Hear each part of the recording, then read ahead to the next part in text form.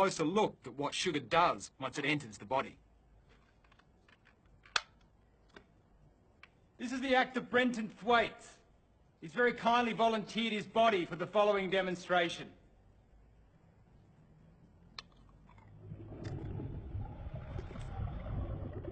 After sugar enters the body, it splits into two parts, fructose and glucose, both of which make their way to the liver.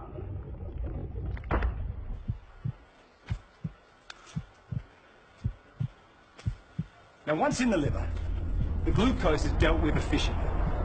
It's either used immediately for energy, or it's stored for later, like a spare battery. But the fructose type of sugar is very different. The liver doesn't have a system to regulate the fructose because it was so rare in nature. So it hoovers it out of the bloodstream whether it needs it or not. And if all our spare batteries are full, then it rapidly turns it into fat. Some of that fat is going to stay in the liver, and you're going to have increased risk for insulin resistance and diabetes. What also happens is that this fat in the liver is then sent out into the bloodstream as triglycerides, which can lead to excess weight, plus blocked arteries, and heart disease.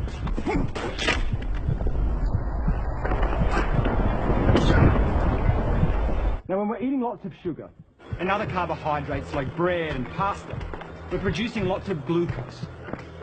A hormone called insulin is released, which is like a key that helps to open our cells' doors so they can absorb all the glucose, remove it from the bloodstream, and burn it for energy.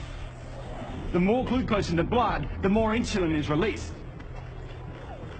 But the key point for us is that while this insulin is in the blood dealing with all the glucose, it tells our fat cells to hold on to the fat.